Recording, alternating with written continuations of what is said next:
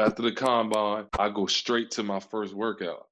My agent like, yo, Milwaukee want to bring you in, then Brooklyn want to bring you in. So I go work out for them two teams. Learning experience, Mhm. but still play well, but probably my two worst workouts.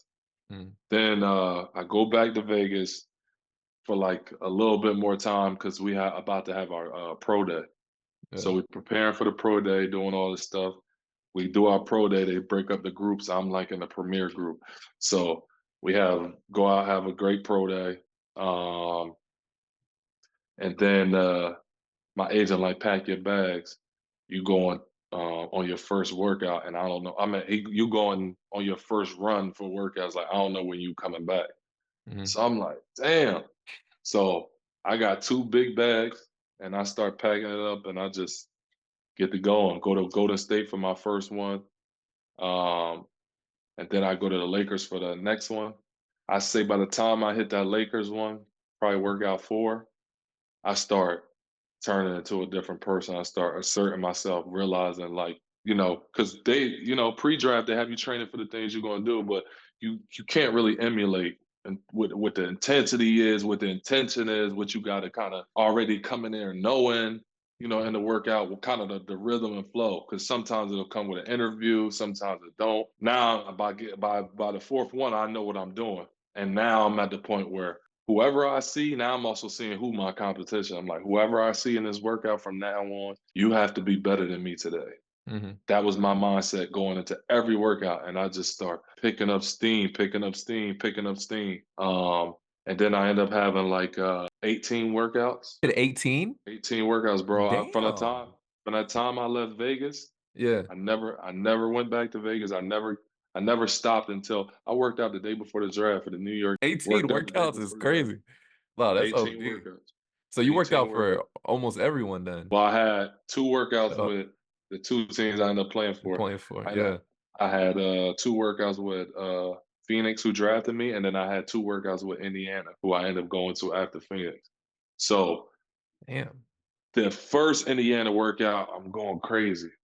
Boom. So then the last one is like a week before the draft. They have a gauntlet, just all wings, like me, Sterling Brown, Semi Ojeleye, Dylan Brooks, all small forwards, VJ Beecham, maybe somebody else.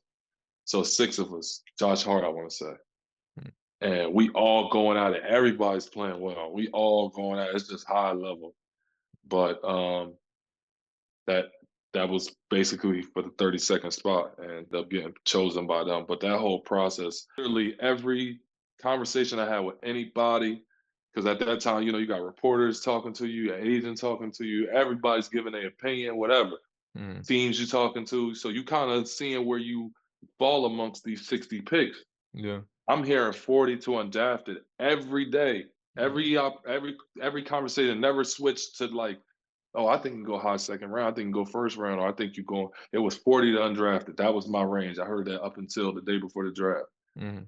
The first time my agent asked me, "Do you want to go to the draft?" was after that Knicks workout. He said, "There's a team that want to lock you in at 40. You want to go to the draft?" I'm like, "Nah, I already set everything up with my family.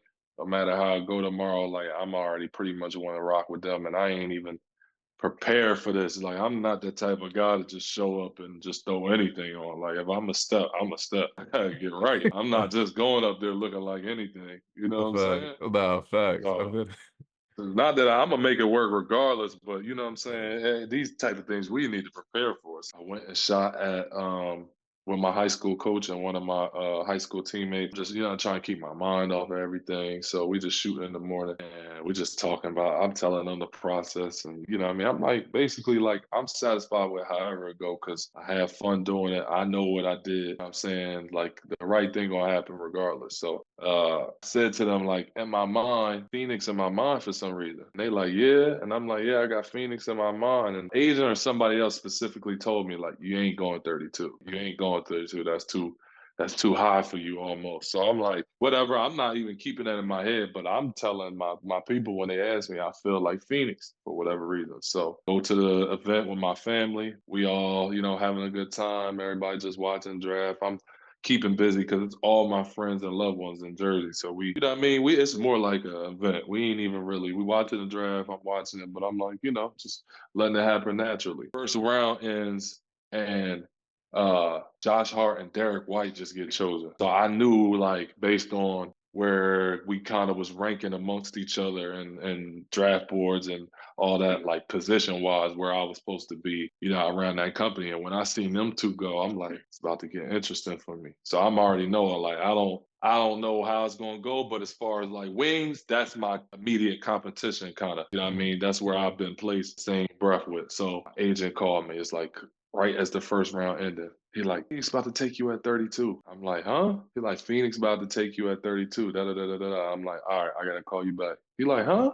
I'm like, I gotta call you back. I gotta hear it for myself.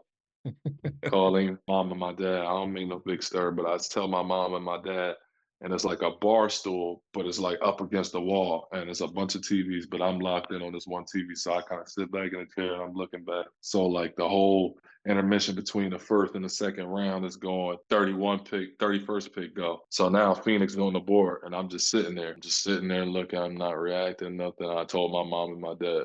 So then we just looking, and then they finally said like 30-second pick, and it's like, damn, like everybody just started going crazy. With my mom and my dad, we hugging, we crying, it was man. I had my Damn, grandparents there. I got my grandparents got to see me. Man, I can get emotional about this. Like damn, that's it crazy, and then you was, it never gonna was forever forget that. never, Every bro. day. No matter how it go, I will never like Yeah, you have some of the happiest moments of your life, but for us, it wasn't just about me even. It was like we did this as a community because yeah, those was like my closest people. Like, you know what I'm saying? yeah. They've been seeing me hoop since, Knee high. knee high. So it's like Facts. to now be like heard the name call, like we heard it. We saw it and we heard it. It wasn't like, oh, news about this. No, we saw it and we heard it. It was real deal. It was definitely a moment of love for sure. Definitely never forget it. And God is the greatest for sure. So you got selected. As soon as you get picked, did you have to take that flight down to Phoenix? Next Uh, morning, me, next my morning. mom, and my dad, they got us up out there. We had to do all the media stuff with the other draftees, Josh Jackson, Alec Peters, and did some community stuff. They had us doing, boy, for like the next 2, 3 days, we was out there doing everything. But as soon as like I had already spent that short amount of time just in downtown Phoenix, those two workouts, and I was like, damn, I kind of like it here. You Yeah. know what I mean? I'm used to the warm weather in Miami already. This don't seem like it's gonna be a bad transition. So when my parents got out here, it was like, oh, this is nice. This is nice. You see, and I'm back in Phoenix. Like Phoenix is definitely Jersey's home always. I live in Miami. That's where my heart is. But Mm. Phoenix will always have a special place in my heart for sure. Got summer league with them as well. So how was that summer league process for you? We got to come after we went out there. I got to come back home, and then they gave me like a week or a week and a half, or you know what I mean, maybe even shorter to come back out to Phoenix to start prepping for summer league. Hmm. So I'm home. I'm working out, still doing my normal whatever. Go back to Phoenix.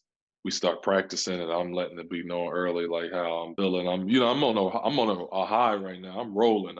You know what I mean.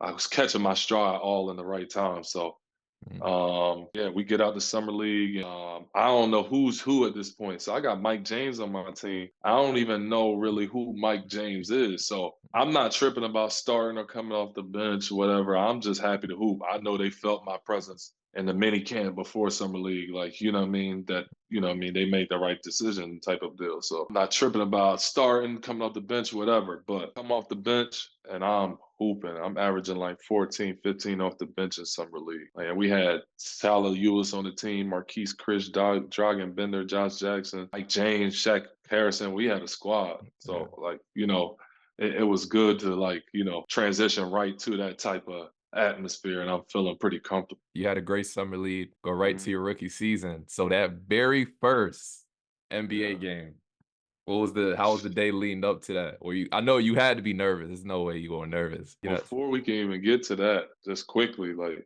then just being sidelined for 6 months with an injury right before. I already been through this in college, going into my sophomore year, and I, what I mean, recovered well from it, but I didn't have no issues since, and thinking that was behind me, and now having another issue, the same issue happened. You know what I mean? I'm sidelined after a great summer league for 6 months, 5, 6 months, it was tough. You know what I mean? My first professional game was in the G League. I was on Mhm. a G League assignment, like Rio Grande Valley. I was just thankful to be back on the court. You know what I mean? Finally, because you know what I mean. Even with me missing time in my sophomore year, I didn't miss too much time in my basketball career. I always was an Iron Man. I played through everything. You know what I Mhm. mean? So it was an adjustment for me, you know what I mean? And then to just, get back feeling the way you're supposed to and want to feel.